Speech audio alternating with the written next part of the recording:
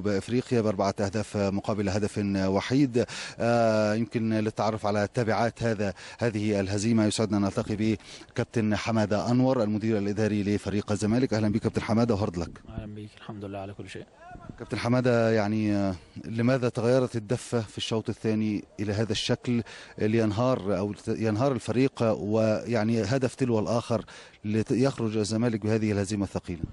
طبعا احنا الشوط الاولاني عملنا شوط كويس، الشوط الثاني في ضيعنا فرصه قبل الجون بتاع اورلاندو، اتردت علينا بهدف تاني.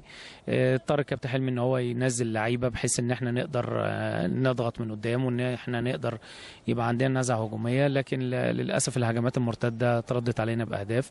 الزمالك نادي كبير، ان شاء الله هنرجع بسرعه في مباراه في القاهره، ان شاء الله نكسب نخش تاني في المنافسه ان شاء الله على المجموعه باذن الله. الحسابات شكلها ايه من وجهه نظرك؟ لسه بدري على الحسابات، احنا عندنا 3 ماتشات على ملعبنا ان شاء الله ب9 بونت، ان شاء الله نقدر ان احنا نحقق فوز في ال3 ماتشات وربنا يكرمنا ان شاء الله باذن الله نبقى موجودين في قبل النهائي ان شاء الله. ان شاء الله من الممكن تدارك الموقف ولم الامور قبل اللقاءات القادمه باذن الله، بحيث ان الزمالك يعني يستطيع ان هو يواصل المشوار بشكل جيد. طبعا اللعيبه الموقوفه هتبقى موجوده معانا الماتش الجاي ان شاء الله. الانديه الكبيره بتلم نفسها بسرعه، انت معاك لعيبه كبيره، الزمالك نادي كبير، ان شاء الله باذن الله في المباريات اللي في مصر باذن الله نقدر نعوض النقط اللي خسرناها في الماتشين اللي فاتوا. كابتن، هو يعني كان في تاثير معنوي من الاحداث اللي بتحصل في مصر على اللعيبه قبل المباراه؟ في تشتت، بس انت عارف كله بيتابع، كله خايف على بيته، على اولاده، وعلى اللي بيحصل في مصر، لكن ده مش مبرر ان احنا هنقول ان احنا خسرنا عشان المبرر ده. طب لا مش، والدليل ان الاهلي كسب، يعني مش مبرر. يعني انا ماليش دعوه طبعا بالفرق الثانيه كسب او خسر، انا ماليش دعوه، انا ليه دعوه بفرقتي.